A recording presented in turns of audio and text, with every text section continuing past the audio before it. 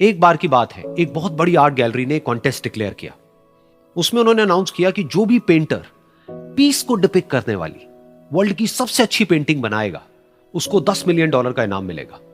यह बात पूरी दुनिया में फैल गई और पूरी दुनिया से हजारों पेंटर्स ने अपनी अपनी पेंटिंग भेजी उस कॉन्टेस्ट में पार्टिसिपेट करने के लिए।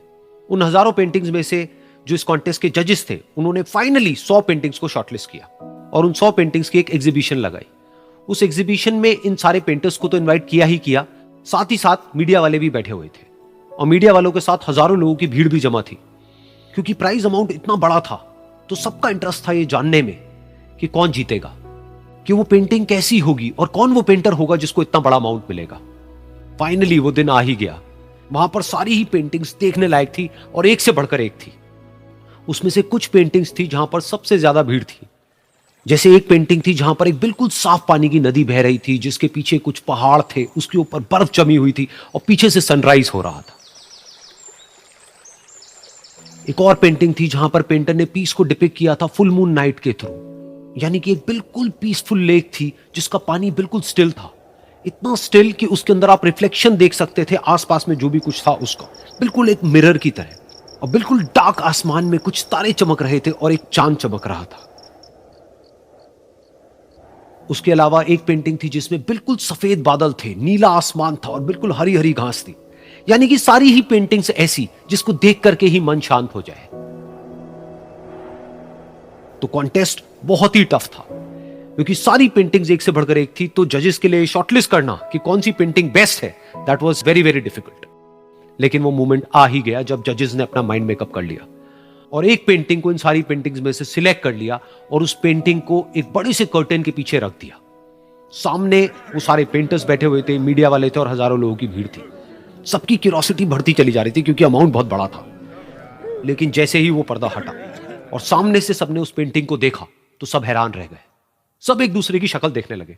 किसी को कुछ समझ नहीं आ रहा था कि एक्चुअल में हो क्या रहा है, क्योंकि वो पेंटिंग जो वहां पर दिख रही थी वो दूर दूर तक शांति को डिपिक्ट नहीं कर रही थी।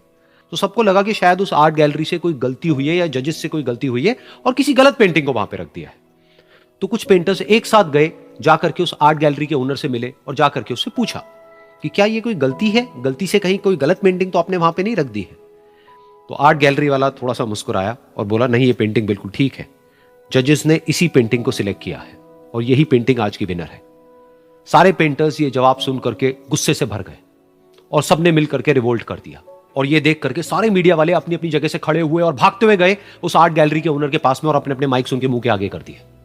तो अगेन वो आर्ट गैलरी का जो ओनर था वो हल्का सा मुस्कुराया और उसने कहा कि मुझे कुछ बोलने से पहले एक बार इस पेंटिंग को आप लोग ध्यान से देखिए, थोड़ा पास से देखिए, शायद आपको कुछ ऐसा नजर आए जो दूर से नजर नहीं आ रहा है। क्योंकि आप सबने एक चीज तो देख ली कि इस पेंटिंग में आंधी है, तूफान है, चारों तरफ सब कुछ तहस नहस हो रहा है, आसमान में बिजली कड़क रही है, काले बादल है, ये सब तो आपने देख लिया। लेकिन एक चीज नहीं देखी कि इस पेंटिंग में एक घर भी है। उस घर में एक छोटी सी खिड़की है जहां पर एक आदमी खड़ा हुआ है। ध्यान से जाकर के देखिए, वो जो आदमी खड़ा हुआ है और बाहर देख रहा है उस घर से, उसके चेहरे पर कोई डर नहीं है, बल्कि एक हल्की सी मुस्कान है, एक ठहराव है, एक सुकून है। और यही है शांति का असली मतलब।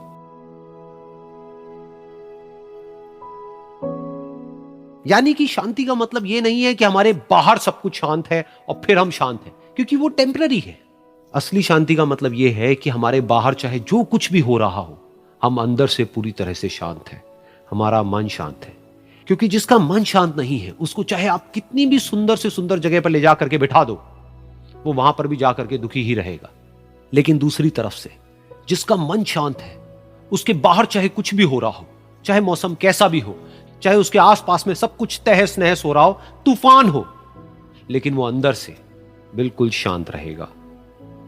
और यही है शांति का असली मतलब।